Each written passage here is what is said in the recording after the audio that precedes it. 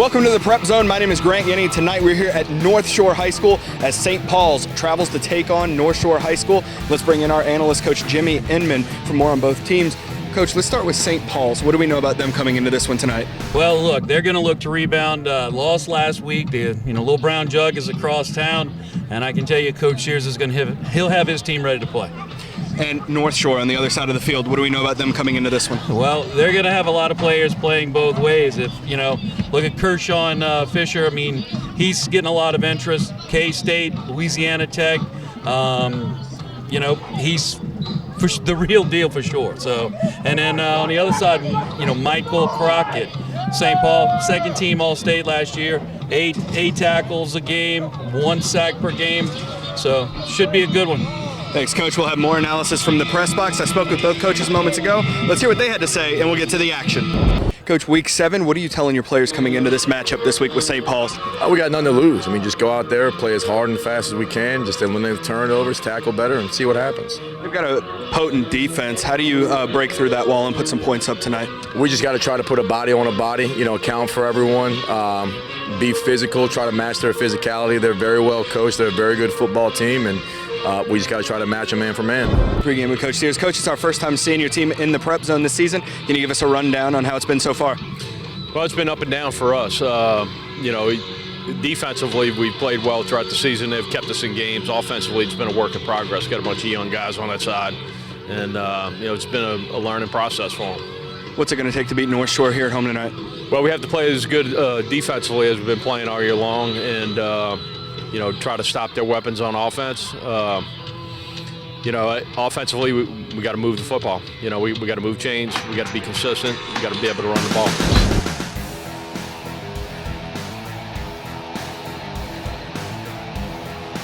Hines and Carroll back deep to return the Parker Pearson kickoff, and we are underway as this one goes into the end zone for the touchback.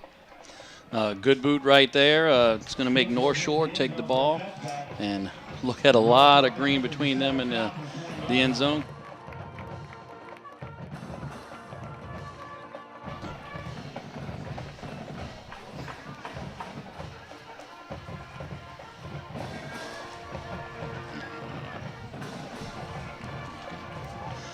Coach Josh Buell looking to keep his team even keel. 20-yard line, Curtis Hodges lining up with Muniz to his right. Kobe Muniz, the 6'3", 210-pound senior. Muniz moving sides, going to the left side. Here, 1st and 10 motion from Hines.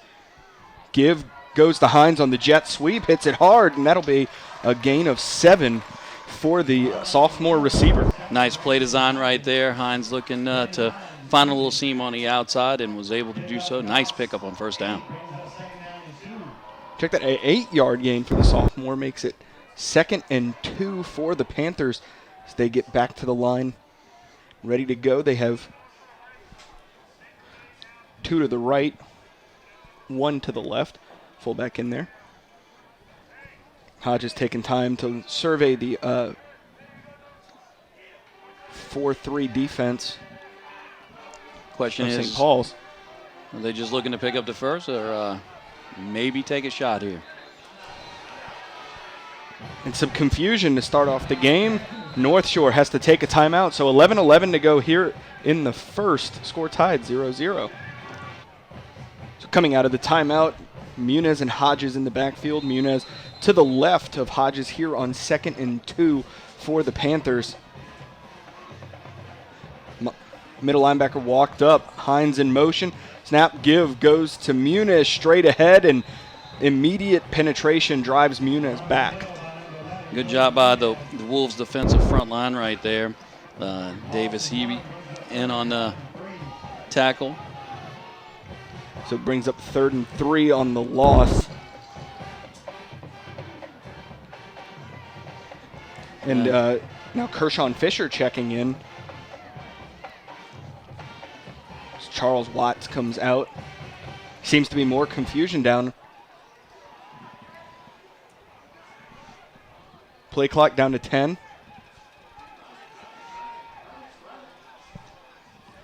7 seconds to go. Watts in there. 1 second. And that's going to be a delay of game called on North Shore. Well, that's definitely not something you want to see when you come out and have a 2nd and 2.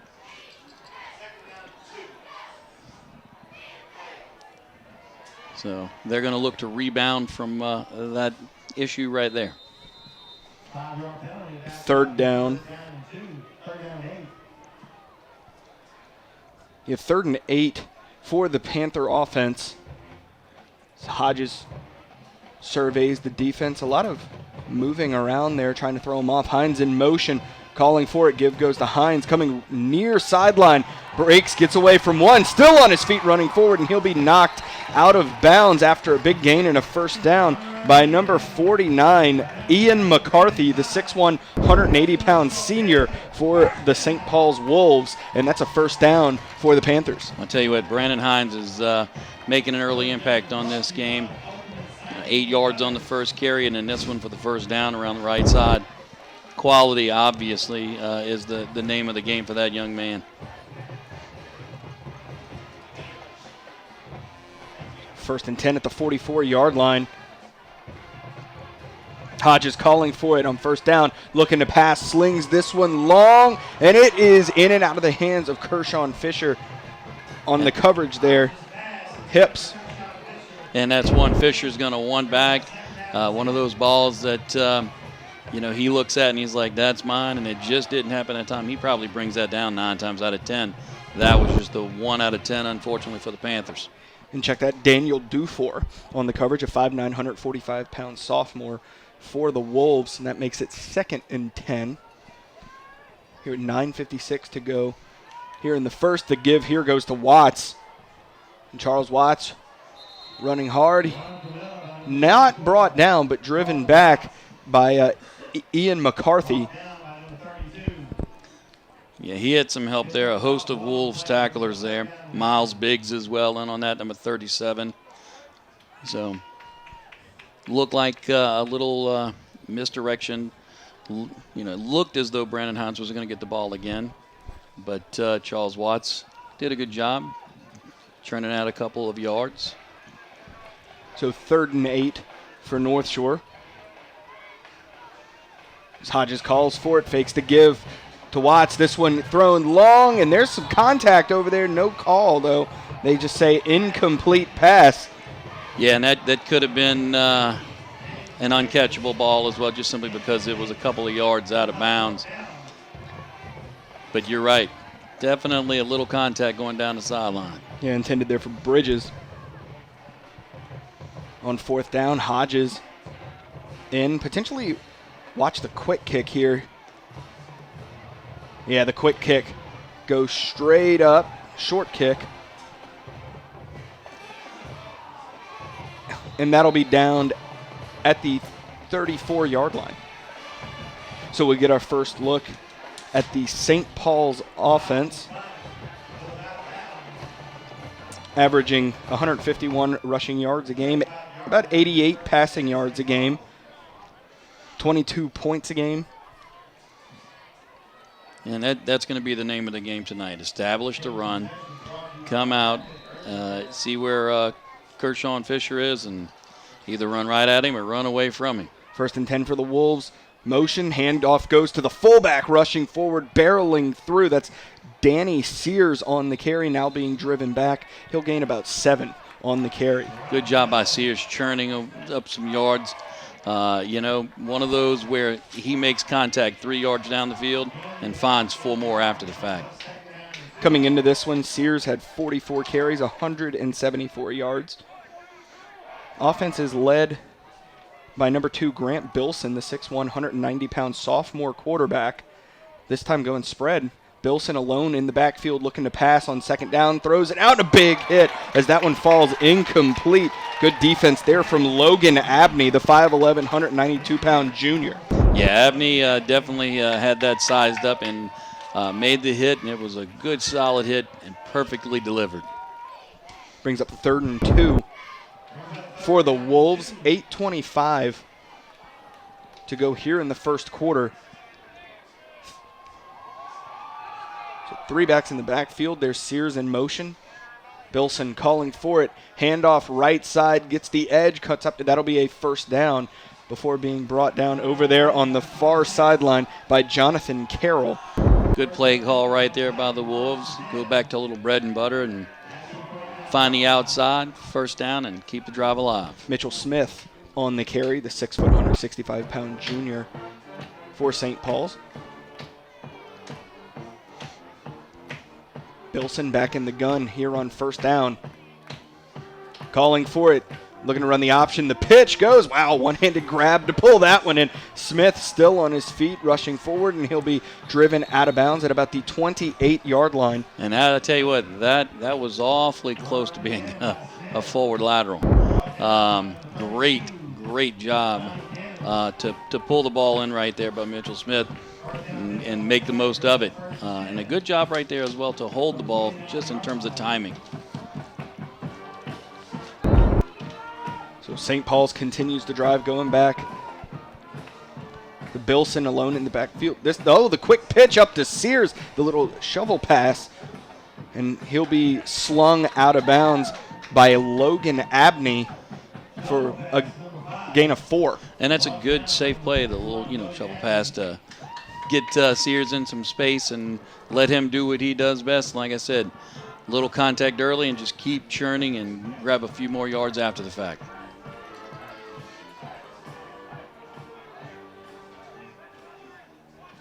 Two to the left, one way out there to the right here on 2nd and 7. Bilson will be under center motion from Smith. Give goes to Ely. Ely coming left side, has a lot of green in front of him, and in for the score is Carter Ely, the senior running back. And a great little sidestep in the hole to find a little space, and once he hit that space, he hit the Jets, and it was touchdown time.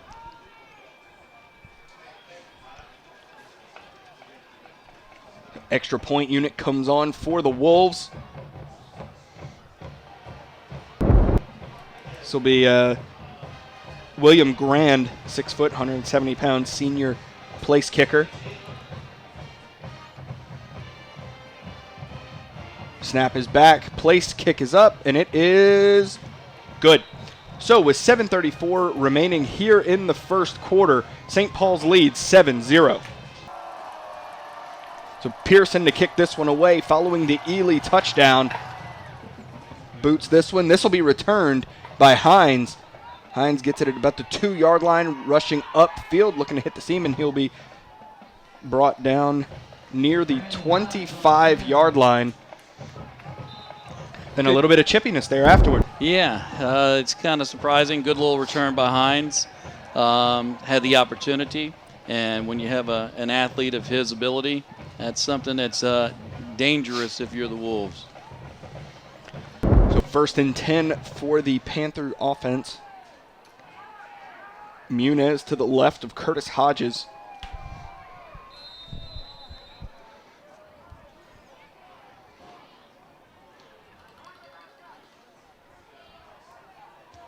Northshore did a good job with a couple of nice runs last series. And this immediately brought down in the backfield. St. Paul's got right through, and that's who we talked about in pregame, Michael Crockett. Yeah, Michael Crockett has the ability to definitely disrupt. As we mentioned, pregame second-team All-State last year, looking to make first-team All-State this year. And he's on his way to his 8-tackle average and 1 sack a game just because. So 2nd and 12 for the Panthers. 6:53 to go here in the first quarter as they trail 7-0.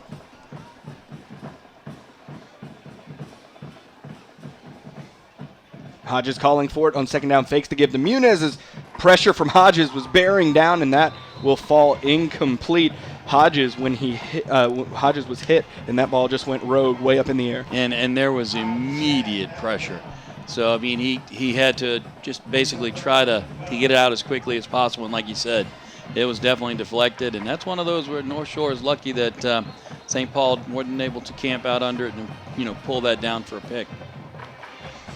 So that makes 3rd and 12. for the North Shore offense. Muniz to the right of Hodges.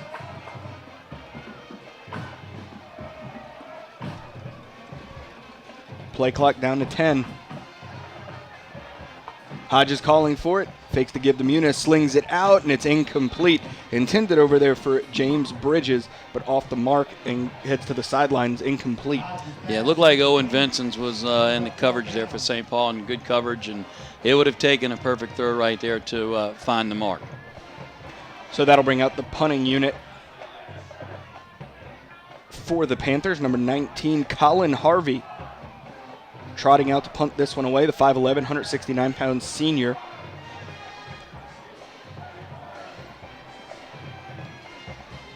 Troy Zeldin, the snapper, will get it started. One back, punt it away, gets a good one off. And they're calling Peter, and St. Paul's is able to get some guys out of the way. Yeah, Muniz downs that one at the 45-yard line. It's a good rugby-style punt right there. So last time out, St. Paul's offense was keep gashing them with the run. And that's the game plan from the get-go. Run, and more run, and, soften them up with Sears, and then use some of the misdirection that St. Paul's is known for, and find some space.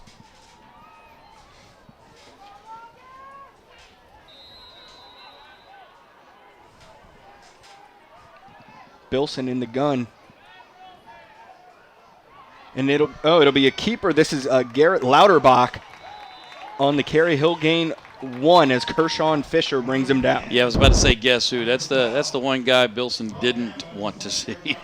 That's what I'm going to go ahead and tell you. When you've got a guy that Louisiana Tech, Houston, K-State, Kansas, they're all looking, and they're looking for a reason.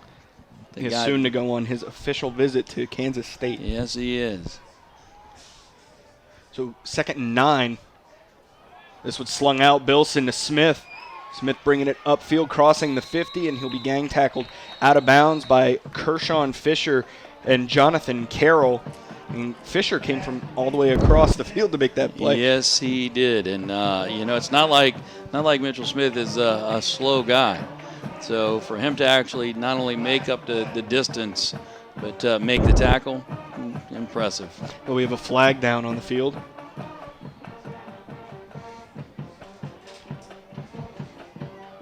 And that's a hold on St. Paul's. So that will obviously bring that. That'll back it up. Bring that pickup of yardage back.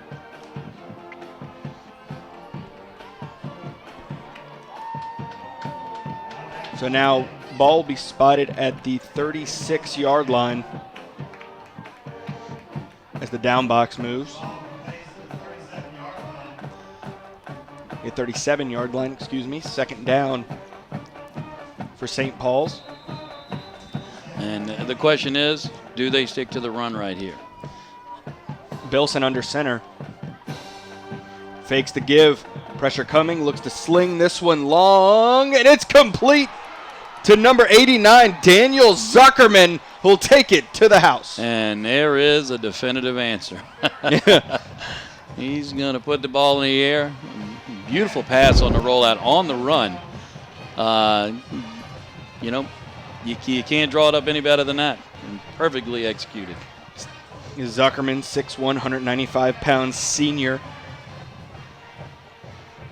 for the St. Paul's offense. 5:35 to go here in the first as William Grand comes on to attempt the extra point for the Wolves.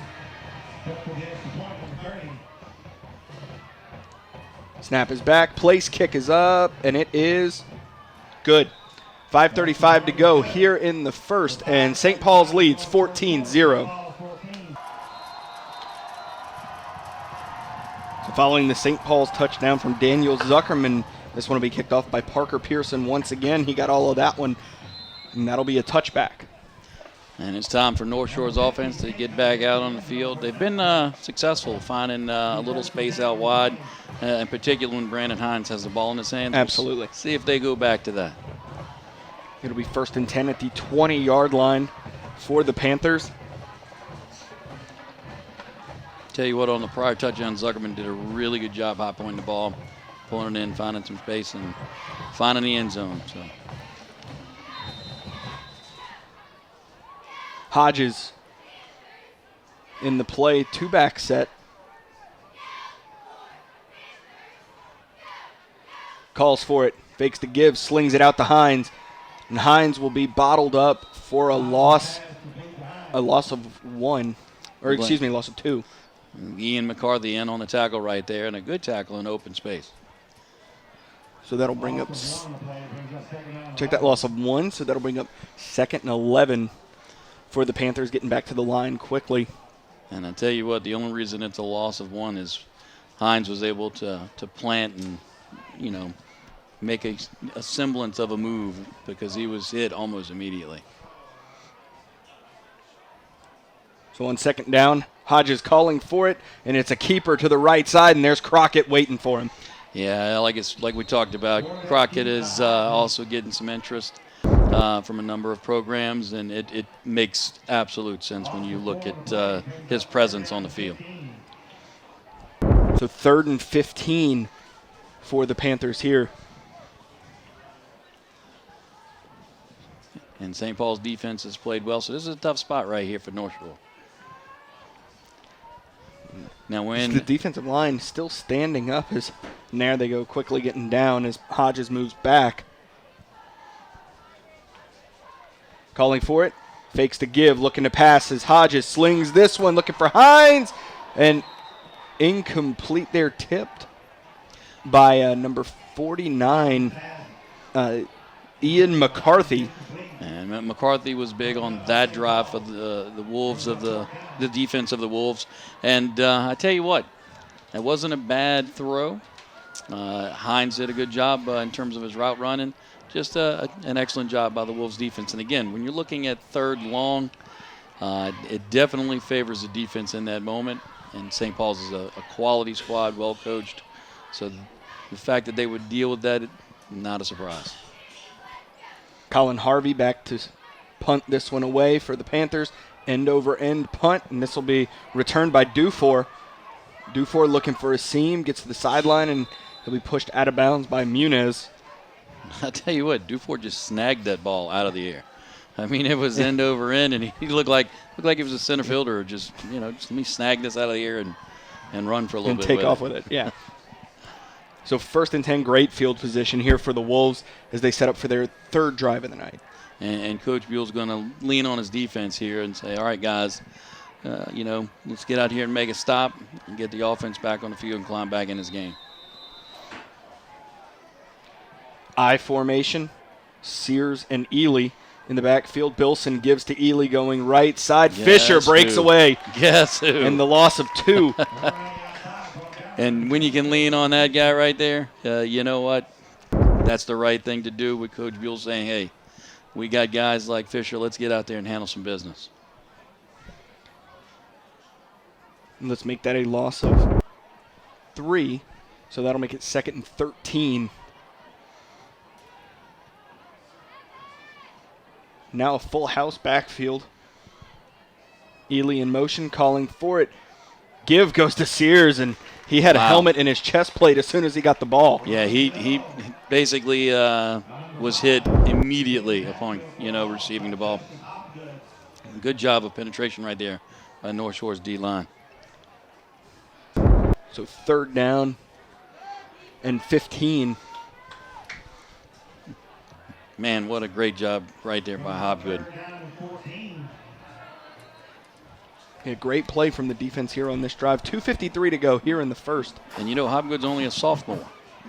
So North Shore definitely is looking at some bright spots there. Thrown out to Mitchell on the swing. Looking to bring it upfield, dancing around, and he'll be brought down. And he'll gain about 4 on the reception. But that'll still make it 4th and 11 for the Wolves, and we'll see the punting unit, or maybe the field goal unit. Yeah, the field goal unit come out. Good job right there, by Carroll to Jonathan Carroll, number 14 for North Shore, to clean up that tackle, because I tell you what, Mitchell made a nice move to find a little bit of space. William Grand on to attempt the field goal. And This one's got a little distance it looked to like it. Fisher jumped.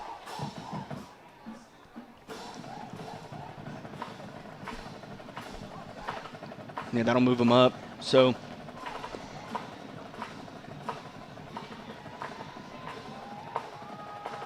this will be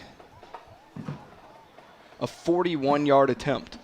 Yeah, that's a nice little 5-yard cushion for the Wolves. If you're William Grant, he's like, thank you very much. It's still a long kick, 41 yards. Snap, place, kick is up, and it looks no good, short. So I tell you what, you gotta like North Shore's defensive stand right there. Coach Buell should be very happy with that. Yes, absolutely. Great defensive play there. And now North Shore needs to use that momentum to move forward on offense and put some points on the board. That's right. And, Coach Sears is going to lean on his defense. He's going to basically say, okay, guys, we've been one of the better units in the district. Let's go out there and show our worth. And North Shore, again, they've had some success finding the edge.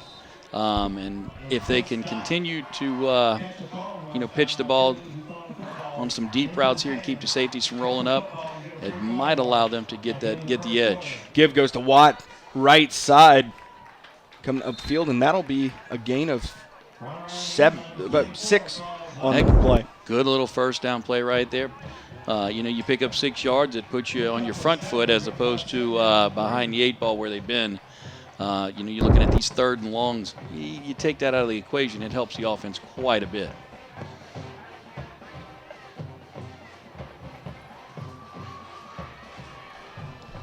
So 2nd and 3 for the Panthers. Hodges calling in the plays. Play clock at 15 seconds. Hodges calls for it. Fakes the give. Looking to sling this one out. Looking for Muniz. Got it. Muniz! Oh, did he? Nope. Knocked incomplete. Didn't bring it all the way in. Defense there from Micah Crockett. That's right. He's telling his brother, look, you made a big play earlier. It's my turn now. But, man, what a perfect pass. And almost brought in. Would have been a huge play for the Panthers. But 3rd down and 3 for the Panthers here. And that would have been a really tough grab. What a great effort.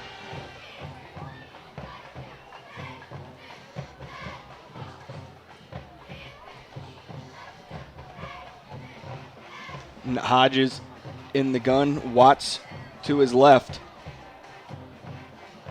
Calling for it. Give goes to Watts, coming near sideline, and he'll be run out of bounds. It's going to be it's going to be close. It looks like a first. It does. I mean, maybe first down for the Panthers as they keep this drive going. Good job right there to move the chains.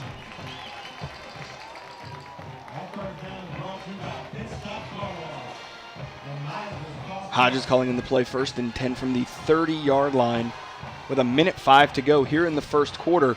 Hodges puts Hines in motion, calling for it. Give goes to Hines on the jet sweep. That was a fumble, nope. And a pack of Wolves flocks to Hines to drive him back. Looks like some more chippiness and a little extracurricular activity down there. That there was. I'm assuming there was some dinner invitations being declined. So that makes it 2nd and 12. plenty of time on the play clock. Still 18 seconds to go. Watts to the left of Hodges. Hodges calls for it, fakes the give, slings it out, and it's incomplete, overthrown, intended for James Bridges. Yeah, I tell you what, Bridges did a good job right there, ran a nice crisp route. He was open in the flat, and that's one of those where, that's where you find success in practice, and it translates into the game, and I can promise you they're going to come back to that later. So 3rd down for the Panthers. 12 seconds to go here in the first quarter.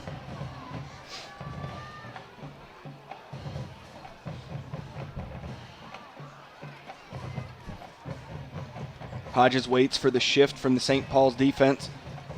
Calling for it on 3rd down, looking to pass here. Throwing it long, and incidental contact. Fisher lost his footing. Yeah, there wasn't enough there for a Hanky to find a field. But, again, it's one of those where if you can keep the safeties out, you give your running game a chance to climb back in this, and now it's time for special teams play and then put the defense back on the field. Harvey and the punting unit out for the Panthers. Dufour back to return it. Low snap and kicked away. And it'll be down at about the 35-yard line. And a great job right there. I tell you what, the snap was a little low. He pulled it off the turf and was able to get a foot on it quickly. And it ended up being a pretty good punt given the circumstances. So St. Paul's offense coming out.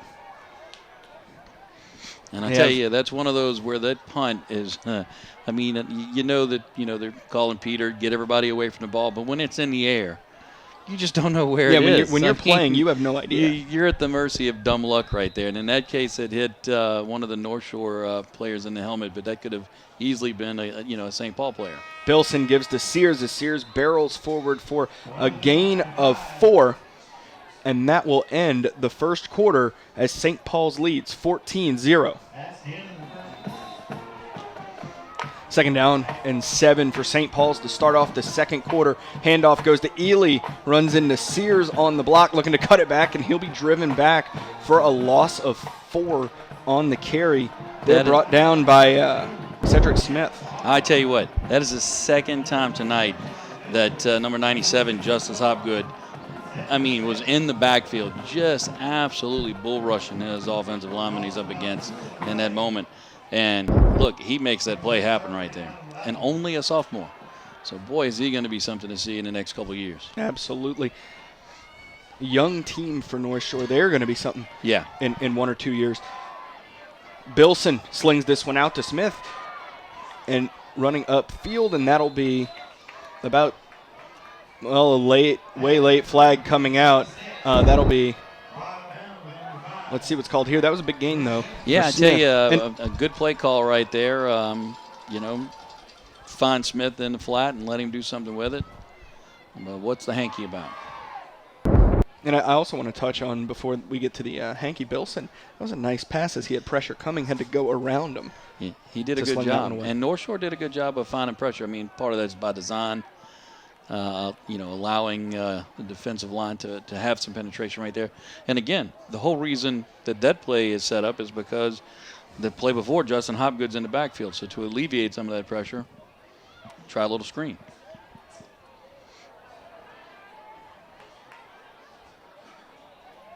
To a personal foul on St. Paul's. I'm not sure what that was. I didn't see it during the course of the play. So, there's some assumptions you can make. Hands to the face by a lineman, tripping. I didn't see any of that, but not to say it didn't happen. It makes it 3rd and 22.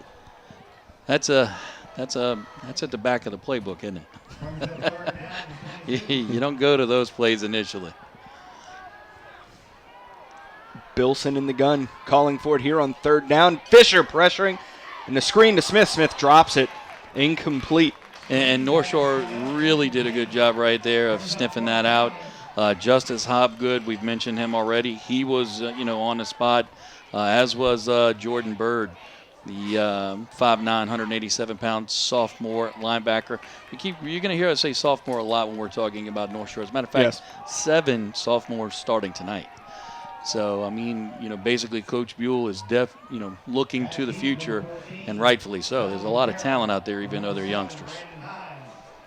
So 4th and 22, snap is back, and punt is away for St. Paul's. Fair catch called by Jonathan Carroll, and another flag comes out late. It's starting. I'm assuming that it's getting a little chippy down there, and there's some things being said or whatnot. Some free massages when no one else is seemingly looking, but referees have some eagle eyes in this moment. let's see, it looks like this one is on the, turning around, it's on St. Paul's. started to mark it off. That's it. The official did a little dance right there. Little tango action. So North Shore will start this drive at the 35-yard line. 10:57 to go here in the half. And I tell you what, North Shore may look to throw the ball deep again. They've had a couple of opportunities, had a couple of chances where, quite honestly, they either almost made an incredible grab or, probably should have made a grab. So by doing so again, it forces St. Paul safeties to kind of play deep a little bit and allow North Shore's running game to matriculate the ball down the field.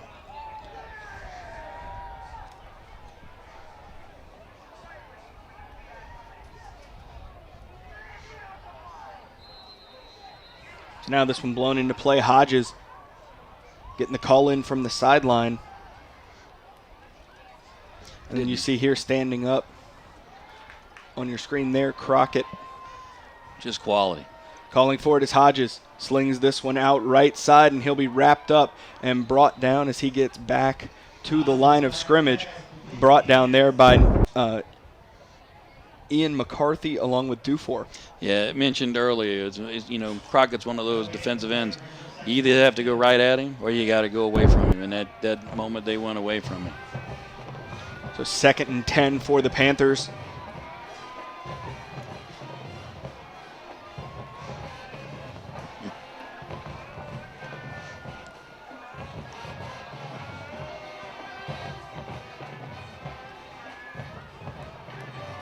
Hodges has Watts to his left.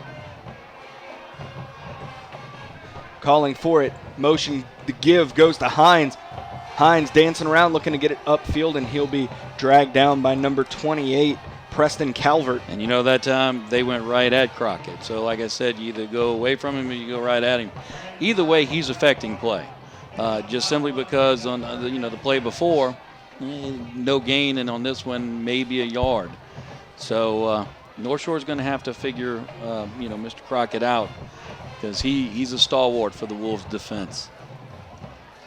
And that brings up 3rd and 9 for the North Shore offense as the play clock winds down to 10 seconds. Seems to be a little confusion with Watts and Hodges. Play clock to 4.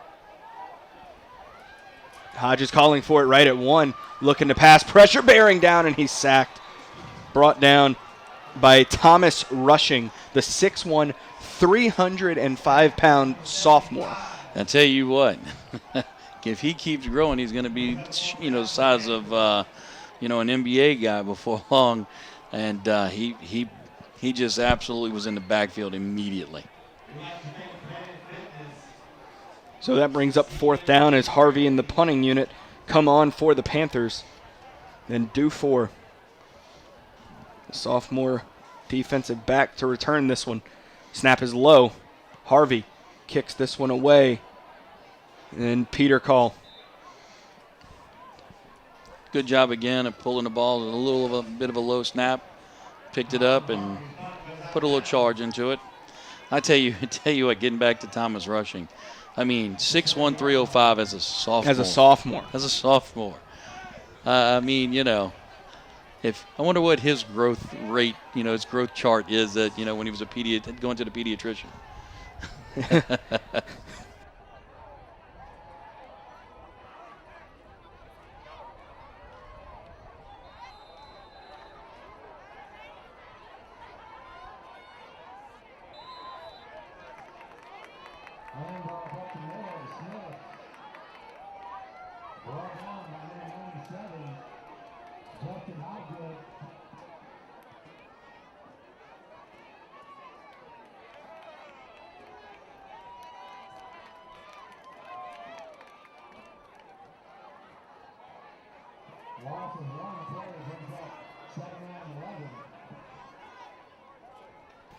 Second and 11 for the St. Paul's offense.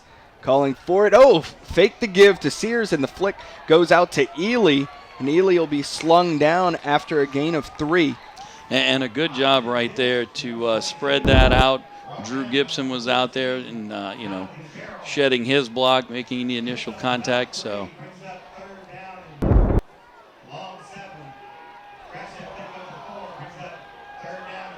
third and 6 for St. Paul's. Let's see if North Shore's defense can hold once again. And I tell you what, even if they, do step up, it might be 4-down territory with this weird field position. Bilson slinging this one long, and it is incomplete, overthrown. Have some good coverage right there by guess who? And that one intended out there Brandon Hines. for Brody Rena. Yeah, Hines showing that he's a Mr. All-American, do everything. Superman type, put the cape on. Good job right there in terms of coverage. 7:34 to go here in the first half. And let's see, St. Paul's keeping the offense out on the field. Yeah, this is one of those weird field positions where it just doesn't make sense to punt when you're up 14. A field goal's out of the question, so why not? Bilson calls for it, slings this one, complete. And that'll be a first down for the Wolves as that one's complete to Cole Piazza, 6'1", 175-pound junior receiver. Yeah, Piazza did a good job right there, finding a little bit of space, and good ball. Zipped right into where only he could catch it. First down, Wolves. Jalen Clay on the stop, 5'11", 155-pound junior for North Shore. And that's a big play for St. Paul. They're looking to, definitively put this game in their favor. Yeah, and Ely hitting the hole hard there. He'll be about 2 yards shy of the first down. Nice pickup on first right there. Good run. Jordan Bird on the stop. And we talked about sophomores. A sophomore linebacker is Bird. Yeah, again, North Shore is exceptionally young this year. It's it's one of those you wonder if you need Gatorade or Similac. I mean, they're on the young side.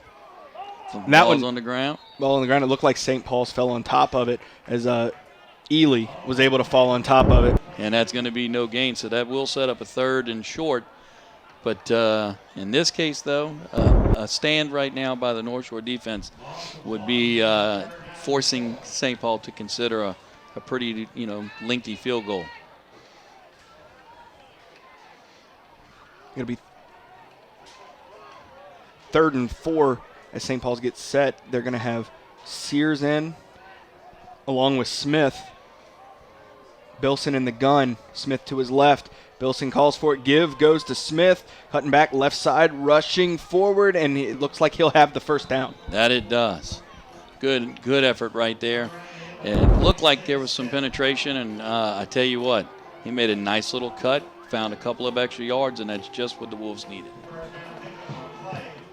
So another 1st and 10 for the Wolves. It'll be 1st and 10 from the 15-yard line.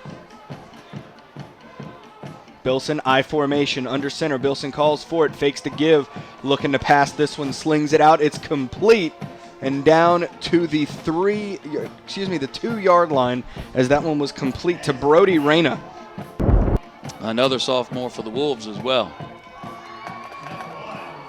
And it's going to set up a 1st and goal. 1st and goal from the 1, excuse me. Muniz coming in on the defensive side. Hines coming out. I tell you what, this is, for my money, this is Danny Sears territory. He just runs so hard. And you see the T pulling formation. out all the stops. Michael Crockett in there as well. And there's Sears. You called it. I mean, why wouldn't you? Danny Sears for the touchdown. Good job right there, churning, keeping his legs moving, driving the pile, and finding pay dirt. And there's Sears running behind Crockett. Yeah, that's what I said. They were pulling out all the stops. You can see Crockett lined up right beside him to his right. And I mean, that's just a heavy package. It would be tough for any D-line in the district to deal with.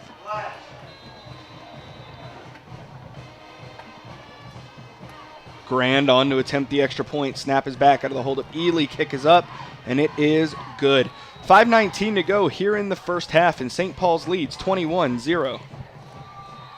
Pearson to kick this one away following the Sears touchdown.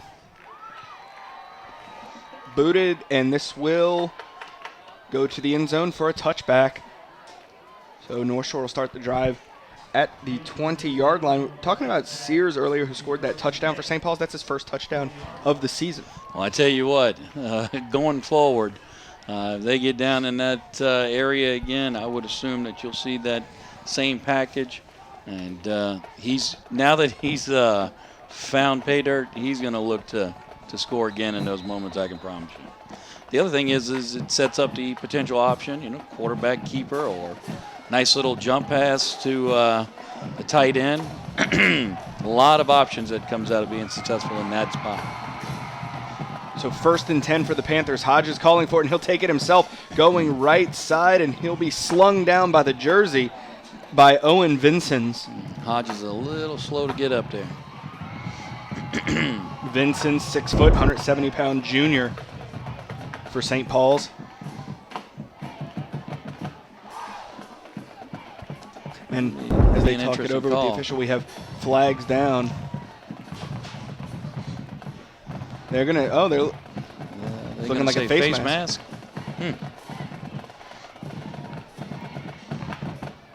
Unless that happened early on, I just didn't see it again.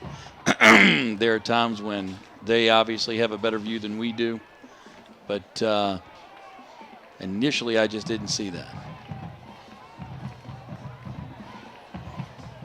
Yeah, so but it must be the call, and they're marching it off towards, wait a second. Oh. Some more confusion here.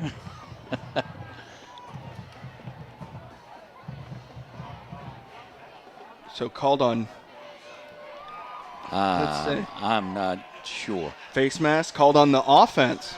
Wow, hands to the face, huh? So that makes it 2nd and 15. Well, like I said, I didn't see the Wolves defender grab a face mask there, so that would have surprised me. Hodges awaits the play from the sideline. Hodges, the sophomore quarterback.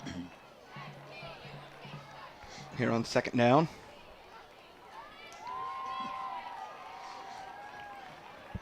Hodges calls for it. Looking to pass. Slings this one long, and that's incomplete. Overthrown, intended for Colin Harvey. Yeah, he's trying to fit that one in, and that's a tough spot. 2 DBs running alongside Harvey there. Brings up 3rd down for the Panthers. 4:51 here to go in the first half. And it was a good job by St. Paul with their safety kind of cheating over a little bit. Smart play. Again, well coached on that side of the ball. Good defense for the Wolves. The give goes to Watts right side. Barreling upfield, taking defenders with him. Hard running from the sophomore running back. Again, showing promise for such a young team.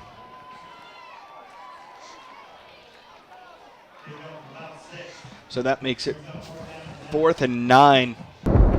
As Harvey stays out with the punting unit. And I tell you, these rugby-style punts, the ones that have been in the air, they've been kind of a mixed bag. So I mean, you've basically seen St. Paul's yell Peter on almost every punt. And is North Shore missing a player? Let's see, 1, 2, 3, 10. And yeah, North Shore takes a timeout. So 4:09 to go here in the second. And St. Paul's leads 21-0. 4th down for the Panthers. Snap is back. This one punted away. This one rolls, and it'll be picked up by Dufour. Dufour will be slung down by Jonathan Carroll. And that ball was punted away by Blaine Playa, 5'7", 135-pound senior. And I tell you what, Playa did a great job of snagging the snap. Reached out to his right. I tell you what, they might want to look for him in between the sticks on the soccer squad, because he did a great job showing some keeper skills. And then able to get away a good punt with excellent coverage right there. I mean, Jonathan Carroll on the spot. Showing some senior leadership. Flags down on the field. Let's see what the call is as the white hat brings it in. A blindside block.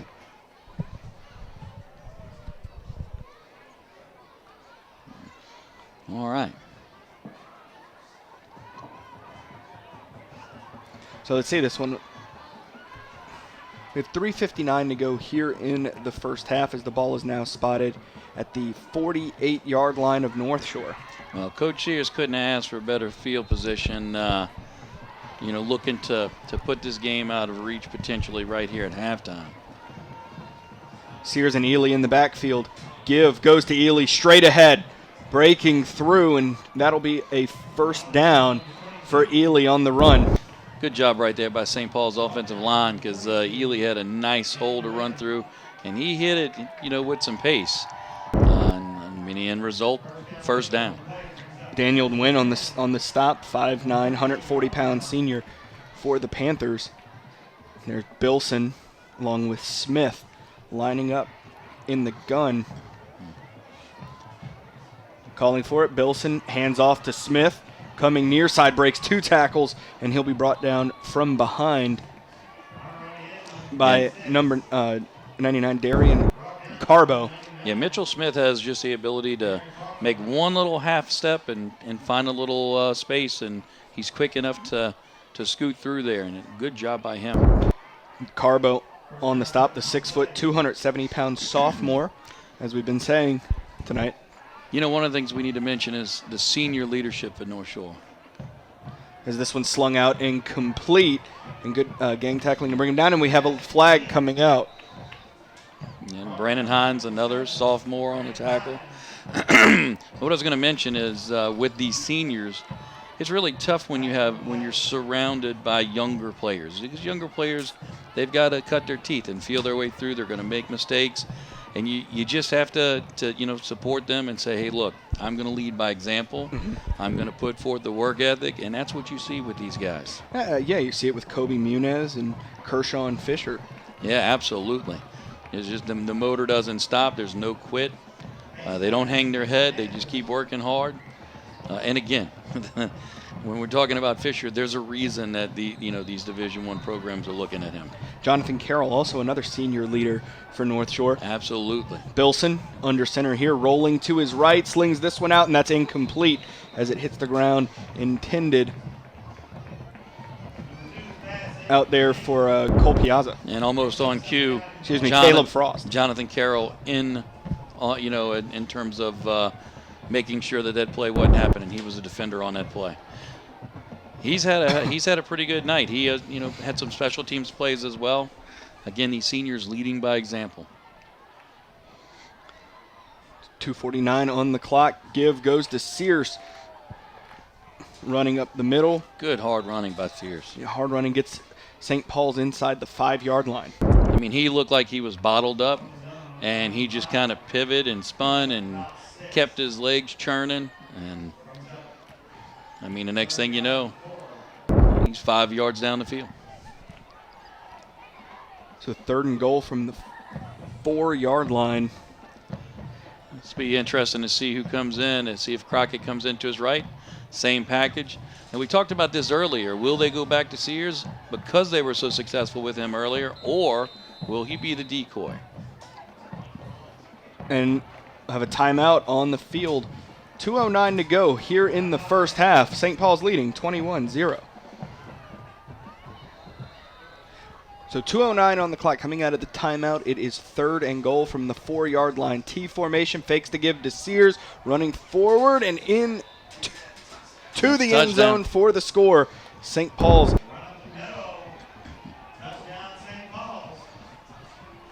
And again, you got to keep an eye on Sears in that moment because of what he was able to do. They fake to Sears, bam.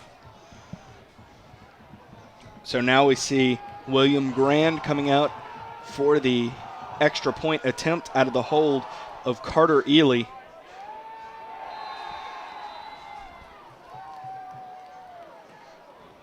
Snap back, kick is up, and it is good.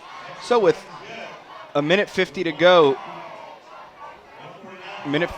here in the first half, St. Paul's leads 28-0. Pearson to kick this one away following the St. Paul's touchdown, and this will be returned by Hines as he gets it at about the 1 yard line. Hitting it hard, looking to get it upfield, weaves his way through, still on his feet as a flag is down, and he'll be run out of bounds at about the 35-yard line. But a flag is back at the 22-yard line. And I tell you what, there may be a flag a little further up. It looks like there was a little extracurricular activity over there by the Wolves bench. I don't know if I saw a flag drop, but it wouldn't surprise me if it did. Yeah, it looks like there was a late push over there. Yeah, let's just say an extended block. That's what we'll call that. Because if there's not a flag dropped on it, like I said, I would have been surprised. So it's on the Panthers. That'll back them up, and they'll start this drive at about the 8-yard line. Check that, right at the 10-yard line.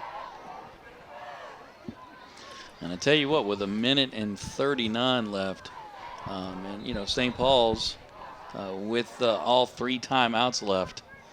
Let's see what Coach Sears does. Or I should say his defense. Calling for it and hitting the hole hard there. On the carry was Watts.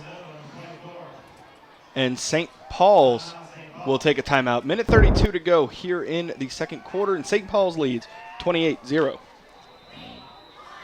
Coming out of the timeout,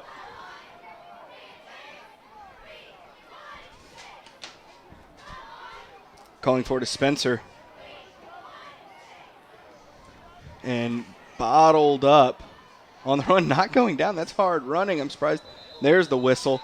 But hard running there as the whole defense just kind of stood Watts up, but Watts refused to go down. Yeah, Brady LaSalle, the linebacker for St. Paul, 5'10", 205-pound senior, was the first one to make the hit there. St. Paul's takes a timeout. Minute 21 to go here in the first half. St. Paul's leading 28-0.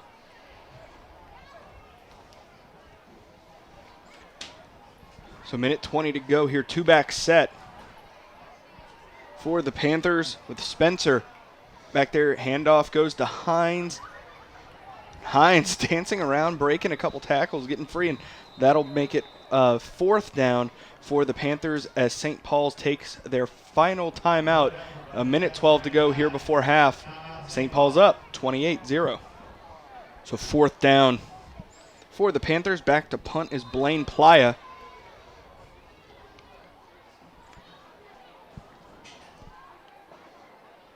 Snap is high into the end zone. Playa diving for it and falls on it, and that will be a safety.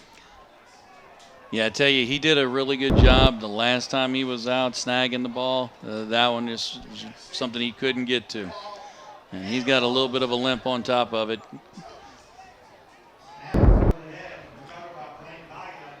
And look at the senior leader. So, helping his teammate off the field.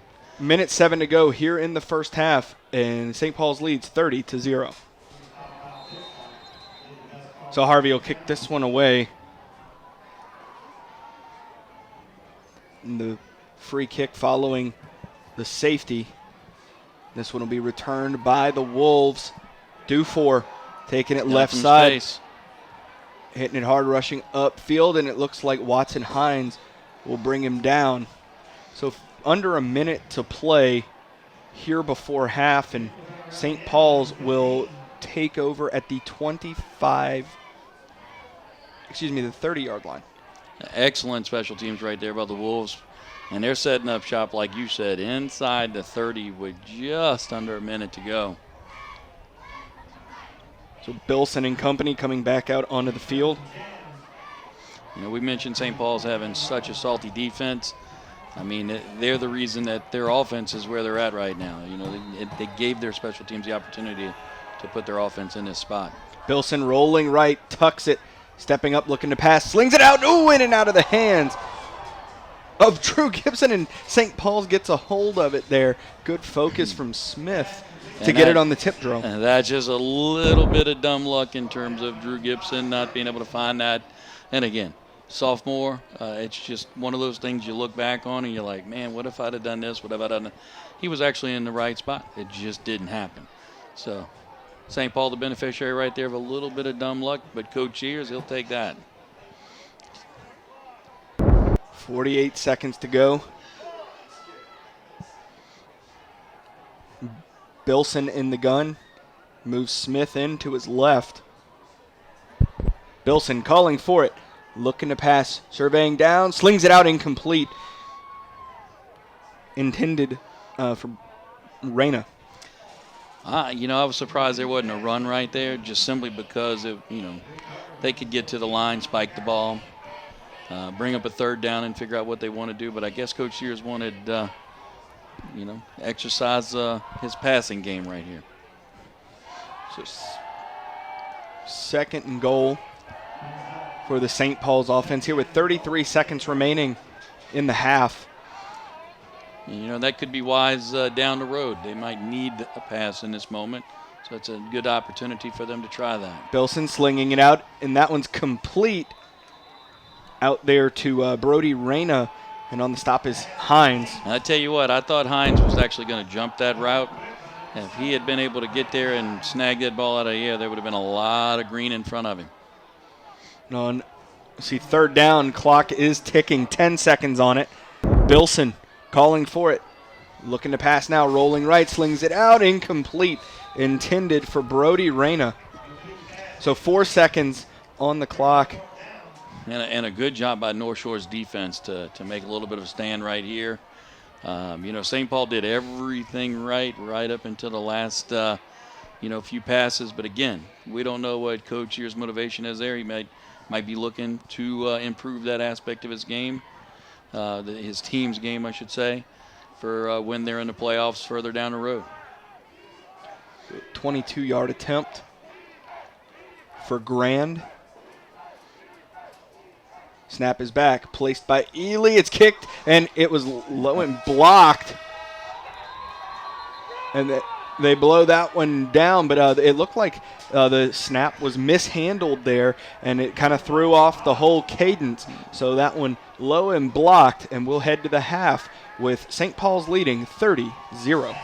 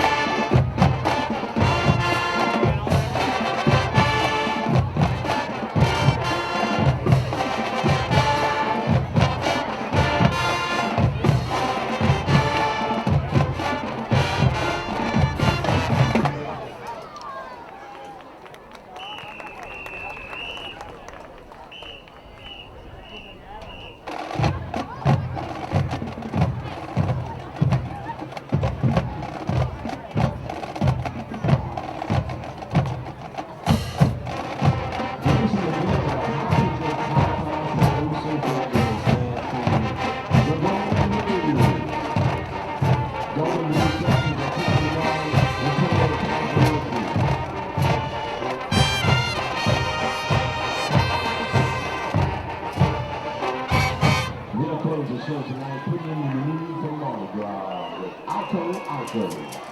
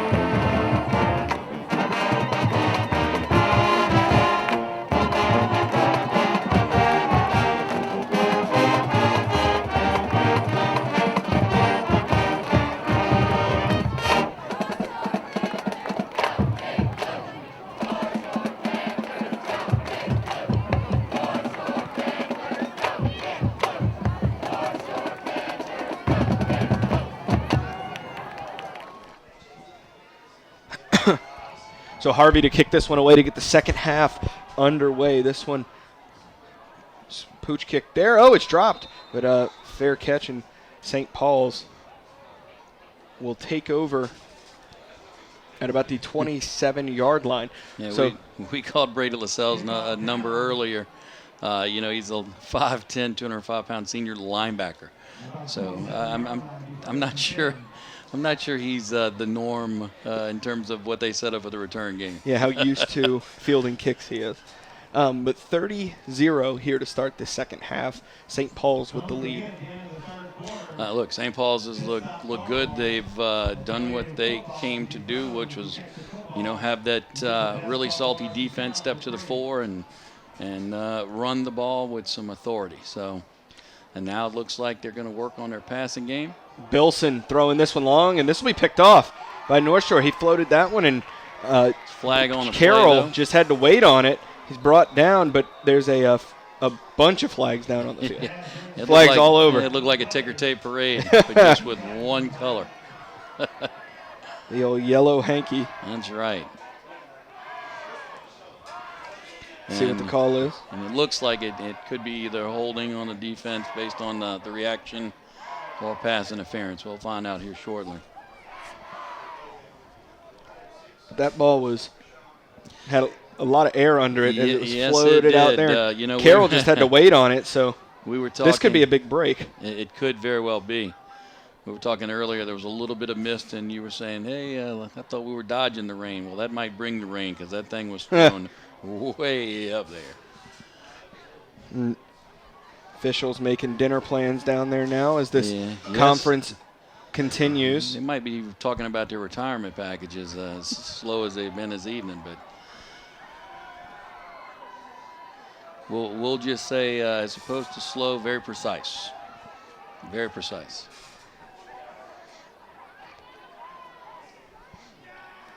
So awaiting the call from man. How about this? I mean, hey, this is. So it looks like the Whitehead's going over to talk to Coach Sears now. It looks like this is going to be called on North Shore. I'm just confused as to how this is taking this long. Nonetheless, eventually we'll get back to playing some football. It does give us an opportunity to talk again about North Shore senior leadership. I do want to point out something, and this was kind of a, passing the baton kind of moment. Earlier when we saw the punter, get tackled for the safety in the end zone, and he came up a little bit gimpy. Yes. You were able to see Kershaw Fisher, number 20, just such leadership, helping him off the field. But not only that, as they were getting closer to the sideline, Brandon Hines, number 7, the future leader. Yes. Coming out to also assist. Just quality leadership. And, again, it's kind of a baton passing moment. It really speaks highly to the character of those two young men. More on that after this play. Split backs. Bilson hands off up the middle, trucking forward. And Sears that'll again. Be Sears for a 6-yard gain.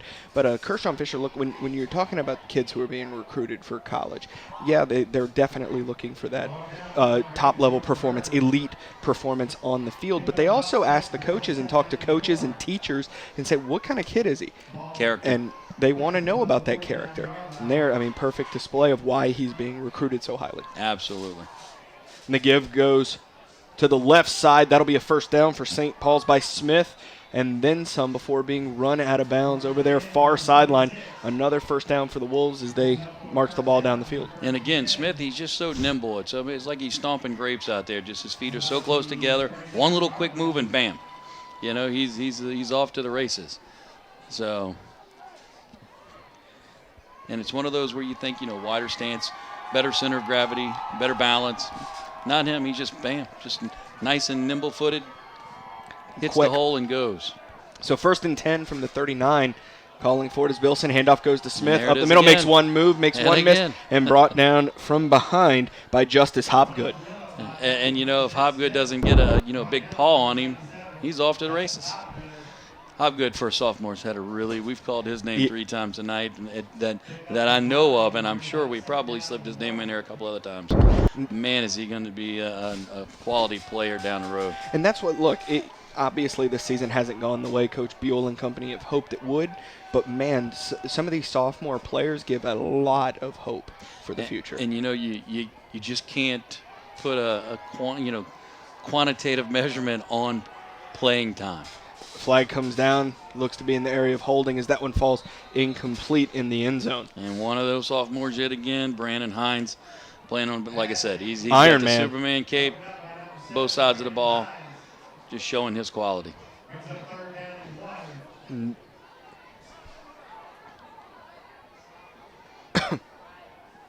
this one looks like it's going to be against St. Paul. Yes. Flag on the play. Holding against St. Paul. So confirm they're holding against the Wolves. That'll back them up and make it It's going to be second and a cab ride. second and 19 for the Wolves. I'm sorry, we don't have cabs anymore. It's Uber. Uber or Lyft ride. Yeah. So Motion out, calling for it is Bilson, looking to pass, steps up, launches this one long, overthrown intended for Daniel Zuckerman. And St. Paul's has been trying to work this passing game. and you saw that at the end of the half. Yes. And that's what we said. We were talking earlier, and it was the question is what's St. Paul going to do here? And it seemed like a concerted effort by Coach Kenny Sears to make sure to get in that situation and see what they could do passing the ball, because as we mentioned, they're going to be in the playoffs down the road, and they're going to be in that spot where they're going to have to. So now's the opportunity to work on those things. 2 to the bottom of your screen, calling for it is Bilson. Bilson stepping up, avoiding Fisher, launches this one, has a man wide open for the touchdown, complete to Brody Reyna. And I tell you what, Fisher had a ton of pressure, and there you go, working on the passing game. He stepped up into the pocket and delivered a beautiful pass for a touchdown. And that'll bring on Grand, William Grand, the senior kicker, to attempt the extra point out of the hold of Ely. And look, we've talked about the sophomores for Northshore. St. Paul's, Bilson, sophomore. So Kick is up, and it is through. So 9:48 to go here in the third, and St. Paul's leads 37-0. Pearson to kick this one away. This will be returned by Hines. Hines looks to bring it to the middle. Shooting through, and he'll be brought down by a pack of Wolves, led there by Ian McCarthy. yeah, and once again, Hines he's just impressive. He's only a sophomore, but he's obviously a quality player. Just cutting his teeth, a little young. So now we're seeing Bryce Spencer, the junior quarterback, in there, 5'10", 185 pounds, in there with Watts.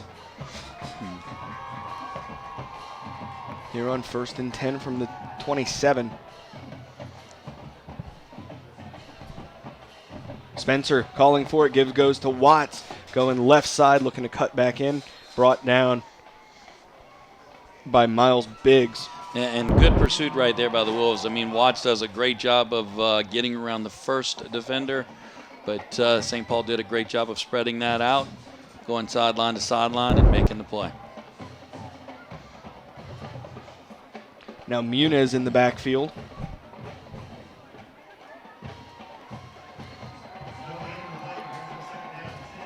And Fisher in at receiver.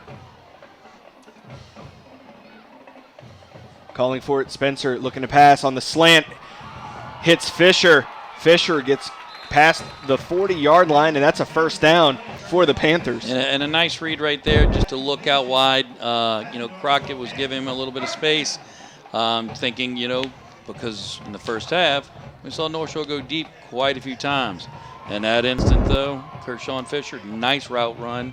A couple of yards out, broke it inside, and a little bit of yak.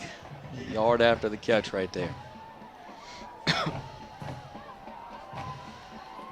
So 1st and 10 for the Panthers.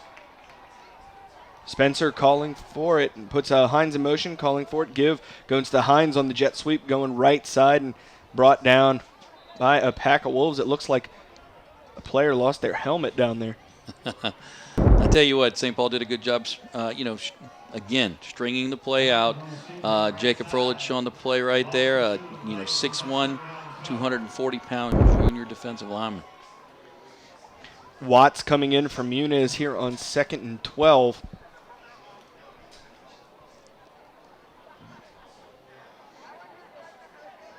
Spencer awaiting the play from the sideline from offensive coordinator Corey Bordelon. Spencer calls for it here on 2nd down. Looking to pass, slings it out and incomplete over the head of Hines. Yeah, a little confusion right there. I think Kershawn Fisher thought the ball was going to be almost like a wide receiver screen, but it didn't come to him initially, so he started out on his route, and it looked like Northshore actually was going to target him and then basically threw the ball away.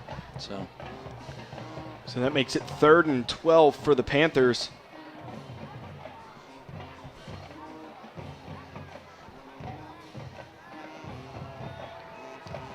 Calling for it. Spencer fakes the give. Launches this one for Hines. Hines hauls it in. Still on his feet. And he'll be brought down after crossing the 20-yard line. Brought down by Ian McCarthy, but the big gain for the sophomore. Tell you what, nice pass right there and a great snag. Hines just snagged that ball out of the air. On the tackle, he has got a little hitch in his giddy-up coming off. It looked like he was tackled lower calf, so that's one of those he's going to have to walk off. 1st and 10 from the 18-yard line. And a touchdown-saving tackle right there. Absolutely, Ian McCarthy. McCarthy, basically kept 6 off the scoreboard if you're looking at it from the standpoint of the Wolves. And it took a great pass and a great grab to actually beat him. Give goes to Watts left side, and he'll be brought down by Miles Biggs for no gain. Yeah, good job right there by St. Paul stringing the ball out. Watts running hard, but just nowhere to go. There's 6:44 to go here in the 3rd. If you look at, Fisher is to the right, way out there. And again, this backfield, they'll all be back next year. So Spencer fakes the give, looking for Fisher as this one's thrown. Fisher beautiful catch. Holds it in for the touchdown. You couldn't have put that any better. And Fisher, what a great job of going and getting it. And I tell you what, Fisher actually it looked like he may have been held coming off the line. Absolutely. That's how I was going to say. I thought the flag was going to fall. He fought through that. He just used his size and athleticism, and it took a perfect throw and a perfect catch. But, credit Northshore right there because they came up with it. And then when that ball's up there, he's saying, that's mine. Yeah. That's mine. Yes, he did, and he went and got it. So kudos to that young man. Colin Harvey on to attempt the extra point for the Panthers. Kick is up, and it is good. So 6:17 remaining here in the 3rd, and St. Paul's leads 37-7. Harvey to kick this one away. Following the Fisher touchdown, this one, pooch kick. And it'll be returned by the Wolves. Full head of steam there is McCarthy, and he'll be brought down at about the 40-yard line. So St. Paul's offense coming out once again, led by Grant Bilson. And I tell you what, Charles Watts, number 24, he was like, you know what? I've been getting hit all night carrying the ball. On special teams right there, he took the opportunity to give the massage. To return the favor. It's my turn. So yet right at the 40-yard line. I formation. Bilson, Sears, and Ely. This time, keeper pitch goes to Ely, and Ely will be bottled up and brought down for a loss of 2 by Jonathan Carroll. And a good job by Carroll right there, reading that, stringing it out. North Shore's defense, really good job. And we're going to step away for an injury timeout. 2nd and 10 for St. Paul's. 5:46 to go here in the third quarter. You have 2 to the bottom of your screen. Bilson under center, split back set. Motion from Smith. Give goes Ely. And Ely will gain about 3 on the carry. And I tell you what, it looks like they've switched up some of their personnel in the backfield. And again, thinking down the road. You know, you got to play the what-if game if you're Coach Sears. What if we pick up a knock and, you know, we have to go with a different cast in the backfield. So Bilson will be in the gun. Smith to his left. Calling for it. Rolling left side. Oh, Bilson takes a shot as he lofts this one away, and that will fall incomplete. Hines on the coverage as that one was intended for Brody Reyna. And I tell you what, Reyna, great job right there coming back to the ball because, you know, that's one of those where he's being guarded by a sophomore. We've mentioned this quite a bit this evening. But Hines right there as a sophomore, he's playing the ball the whole way, whereas, you know, you look at Reyna, he's coming back to the ball. That's one of those things you learn, and this is where the game teaches you. So he'll see that in film, and Coach Buell will say, all right, look, I know you were going to the ball. Next time, high point it, and you got to pick. That'll bring on Justin Bayham and company to punt this one away, and a flag comes out. That'll be a false start on St. Paul's. Flag on the play. Legal decision against St. Paul.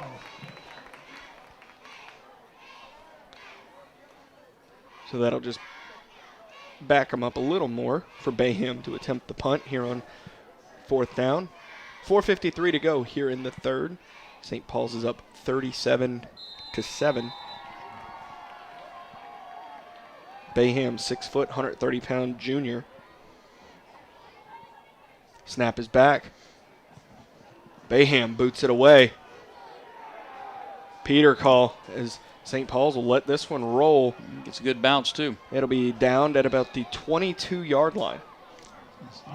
So I tell you what, good job right there by North Shore's defense, stepping up when it mattered, given the opportunity, and now it's time for their offense to go out and test this really solid St. Paul's defense. Again, you know, that last drive, St. Paul, yeah, they gave up 7, but, man, it took perfect passes and great catches in order to beat their secondary. So Bryce Spencer and company coming back out for this drive. 4:34 to go here in the third.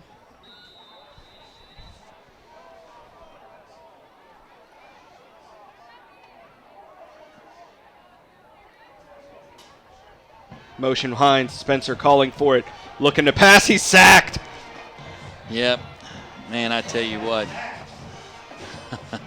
Number 81, Jacob Frolick, the 6'1", 240-pound junior. And I tell you what, he made his presence felt. Not just known. He didn't just make his presence known. He made his presence felt. That makes it 2nd and 17 for the Panthers. Spencer, looks like a busted play. Spencer taking off, and he just kind of flicks it out there. And he did have a receiver in the area, so that's kind of, you know, one of those shuttle passes that, you know, you get a little shovel pass right there, bam. If it works, fine. If not, you didn't lose any yards. So that'll make it 3rd and 17. Yeah, I mean, it's not ideal, but it's better than 3rd and 25. So good decision making on behalf of Spencer, under duress, no less. Kershawn Fisher running to out to the wide receiver spot on the right side of the formation. There you see Muniz on the left of your screen. Spencer calling for it here on third down, slinging it out, looking for Hines, and they say that's a live ball. And that's going to be a touchdown for the Wolves.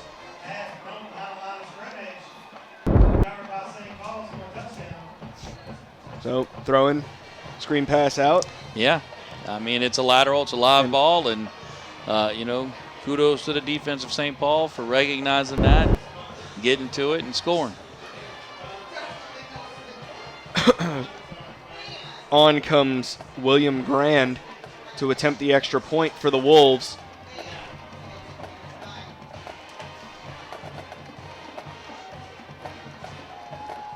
And again, with so many of these guys coming back next year, this is the game teaching you. Next time you're in that situation, make sure it's a forward pass and not a lateral. And, that aspect doesn't have to be a concern anymore, giving up an easy score. And the kick is through. So 3:07 remaining here in the third quarter, and St. Paul's leads 44-7.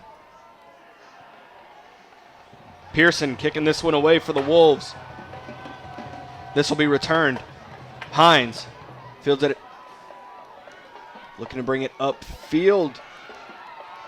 And pack of Wolves pouncing on him, able to stop forward momentum. And I tell you what, Hines is, again, just got the cape on, doing just a little bit of everything. Kier Nunez on the stop. So 2:51 to go here in the third. He just improves wherever he is, whether it's special teams, whether it's defense, whether it's on the offensive side of the ball. Heck, we could give him a whistle and let him referee for a little while. Let him officiate.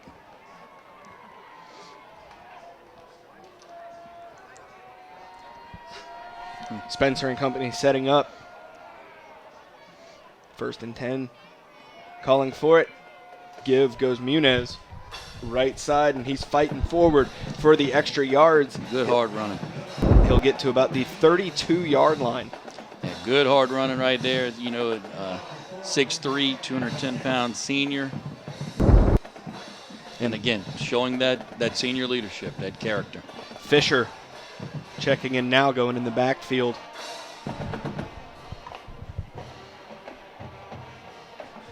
So at the top, there's Hines in the slot.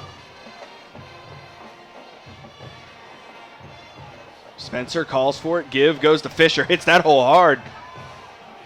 That'll be a first down, and he'll be brought down at about the 46-yard line by number 32, Kier Nunez. Doing what he has to do to benefit his team. Just, again, a high-character individual, quality all the way.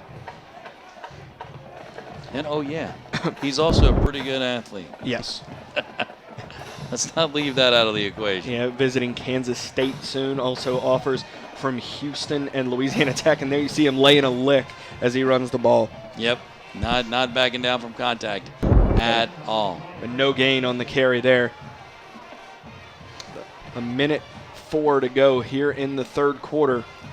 So K-State, the Little Apple, correct? Manhattan, Kansas.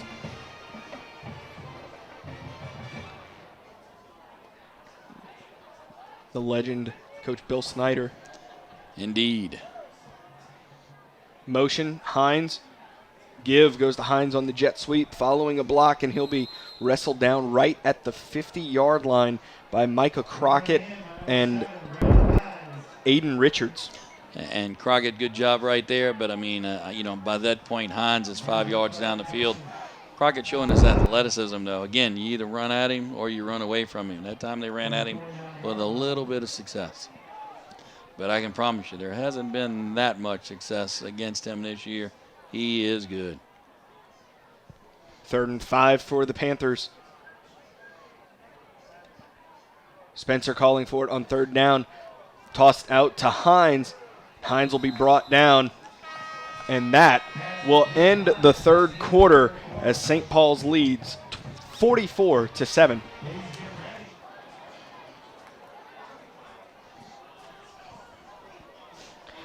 Snap is back, punted away by the Panthers. Good punt.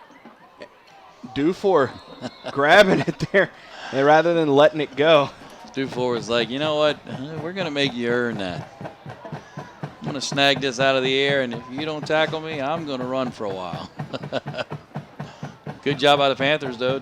Good punt, good placement, and good coverage. So St. Paul's offense comes out, and do you think here 44-7? You think we'll see the running from them to let the clock run down, or do you think they still continue to work on that pass game that they were doing earlier? Well, you know, if it were earlier in the year, I think it would be run game, run game, run game. But you know, we're getting closer to the end. We're getting closer to the playoffs, and I mean, that's what St. Paul may be looking towards. You know, Coach Sears may be saying, you know, 3 weeks from now, we're going to be preparing for an opponent, and we may need to throw the ball in that game. Snap going over the head of Garrett Lauterbach. And let's see, he looks to be down at the 1 yard line. I tell you what, that was close. He did just avoid a safety right there by grabbing a hold to the ball at the 1. And that would look, the snap looked early. It looked like it surprised him or it got through his hands, one of the two. Either way, it's a cool night, so I don't think it said, you know, the ball was a little slick. Maybe that is the case, but that was kind of awkward all the way through. So Lauterbach in his own end zone calling for it, running right side. And, Man, with force out of bounds. Big lick right there.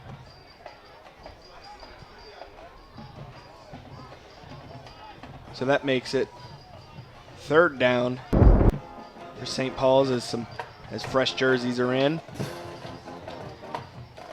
Tell you what, that looked like Donnie Cannon, number 32 for Northshore, senior linebacker. I tell you, he didn't hit the brakes on the way to that tackle. He was going downhill in a hurricane. 3rd and 20. Give coming near side. Russian looking to break tackles, and he'll be wrestled down at about the 13-yard line there on the carry. Was number 20, Scott Montrill, 5'11", 160-pound senior for the Wolves. And so the St. Paul's punting unit comes out. And I tell you what, we've mentioned their names quite a few times tonight. But, I mean, on that play, you started to see the usual cast of characters, if you will. Kershawn Fisher was in the backfield, as well as Justin Hopgood. Bayham to punt this one away. Carroll is going to let it go. And that one will roll out of bounds on the St. Paul's side of the field. But it'll give good starting field position to the North Shore offense. You know, kudos to North Shore's defense right there. They got a break with the bad snap or the mishandled snap, whatever the case may have been. And then they rose to the challenge. You know, I was mentioning Justice Hopgood. He was the first one. He had penetration right out of the gate for St. Paul wide. And then, of course, Kershawn Fisher's not the person you want waiting for you. And even if you're able to sidestep them, that allowed the entire North Shore defense to kind of shift and make the tackle en masse.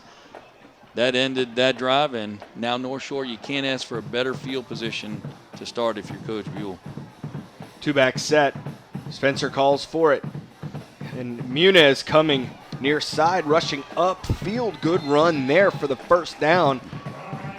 About a 13-yard carry for Kobe Muniz. And again, you know, his 6'3", 210 frames, you know, senior wide receiver. It's his second carry tonight under those circumstances, and both of them have gone for pretty good yardage. 2-back set once again. Charles Watts, Kobe Muniz in the backfield with Bryce Spencer. Spencer calling for it. Give goes to Muniz. Trying to push it upfield. Not brought down, but pushed out of bounds at about the 30-yard line by a pack of Wolves there, led by Jake Satches, 5'11", 175-pound sophomore linebacker. Good hard running, and St. Paul's from the Wolves standpoint. I mean, good job of stringing that out and running sideline to sideline.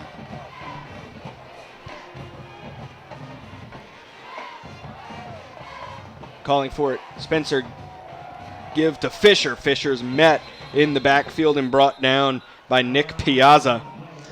Yeah, and I tell you what, we've talked about the 97 for Northshore tonight, Justice Hopgood. In that instance, it was 97 Bo Trahan, defensive lineman, 5'11", 225-pound senior who kind of made the first initial hit and allowed his teammates to clean up. 3rd and 7 for the Panthers.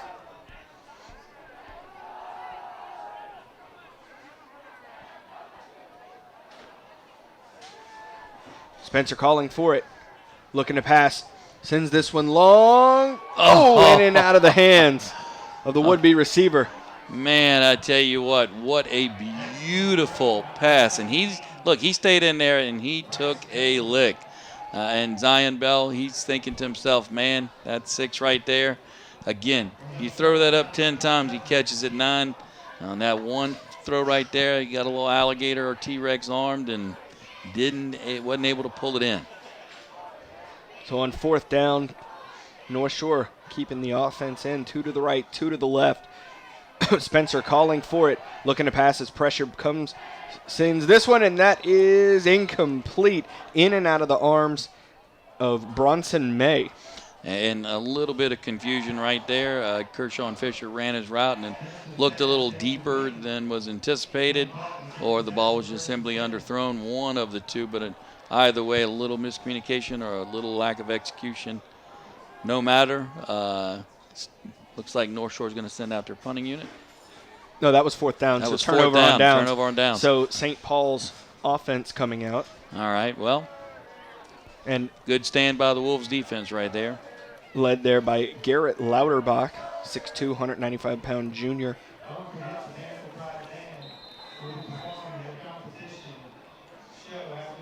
Lauterbach calling for it. Give right side, going to Scott Montrill. Montrill hitting it hard, and that'll be about a 3-yard gain for the senior running back.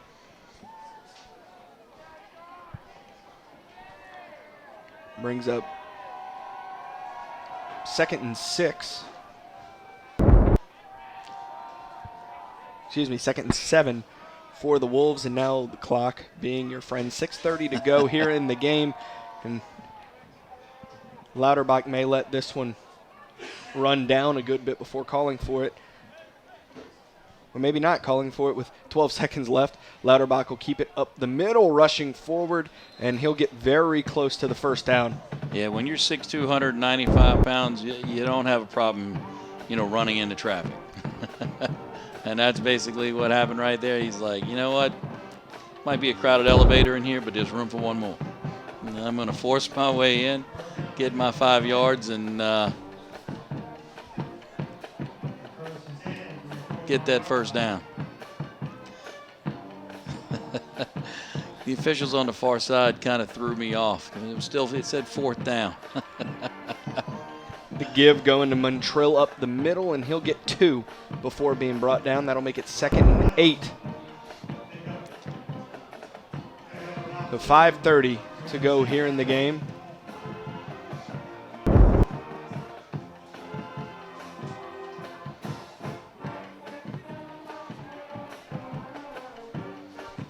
Lauterbach in the gun. Montrill to his left, calling for it. Lauterbach will keep this one.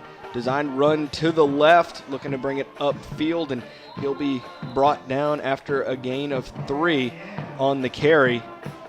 And then some jawing after. And I tell you what, you saw Jonathan Carroll cramp up earlier. He's back on the field, and he's still out there laying licks. So ball at the 46-yard line.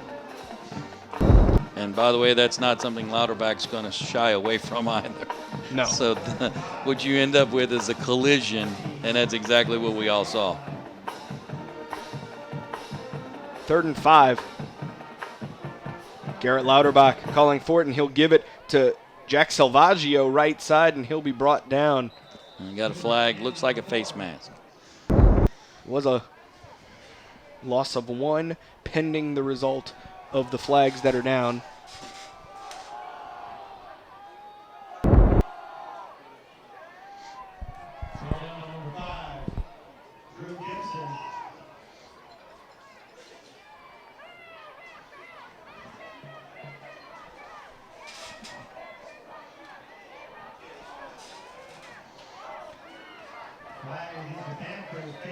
So the face mask called on the Panthers. And a fresh set of downs for the Wolves here with 4:15 to go in the game. Lauterbach calling for it. Give, wow, met in the backfield and buried. On the carry was Ben Knobloch, brought down by Lawrence Etheridge. And Justin Hobgood. And Hobgood, whose name we've been saying all night. We keep talking about he's going to be really great. He's going to – I think he's, at the end of his sophomore year, he's making that transition. He's making an impact. So 3:42 to go in the game. Subs coming in for the Wolves as the play clock continues to wind. It gets down to 10 seconds. Under center is Lauterbach in the I formation. Calling for it. Give goes to the fullback. Rushing forward, and that's Rhett Hebert on the carry for about a 3-yard gain, and guess who made the stop? Shocking, huh? So that'll bring up 3rd and 9 for the Wolves. I mean, just off the top of my head, I'm thinking Hobgood has 7 or 8 tackles minimum. I mean, he's been a force to be reckoned with this evening. And only a sophomore. Only a sophomore. Back in the gun. Lauterbach calling for it. Tosses it out to Knobloch, but the toss was kind of awkward, and it got Knobloch off balance, and he fell. I tell you what, Knobloch did a good job right there of being able to kind of bring that in, because if it hits off his hip and bounces backwards, that ball would have been live. That would have been a lateral. So, and you actually saw him. He kind of when he locked his ankle up on the turf, it was so he could immediately stop in order to actually grab the ball. 13 seconds on the play clock. Snap is back. This one will be punted away by Christian Allison. End over end into the end zone for a touchback. Allison, a junior punter.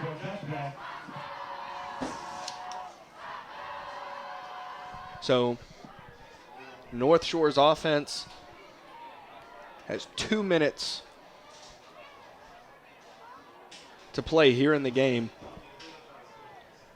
As Bryce Spencer and company take to the field.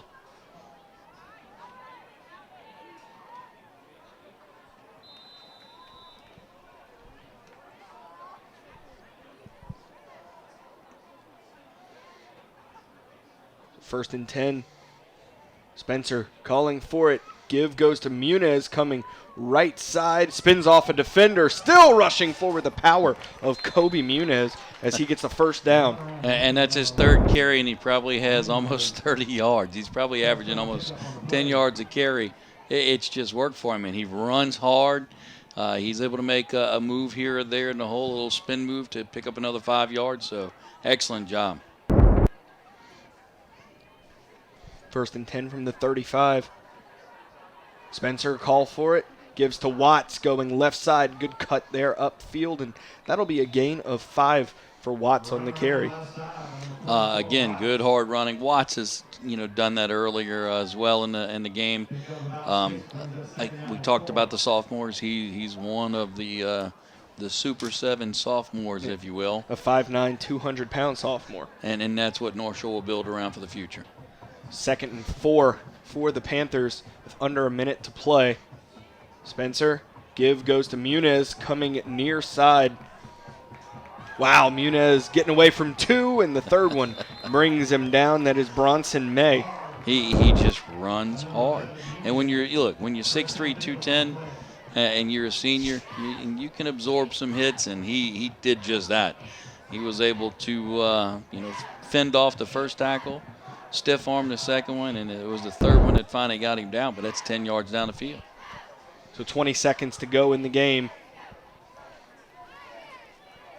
Spencer in the gun, calling for it. Give goes to Watts, left side, and he'll be brought down after a 5-yard gain.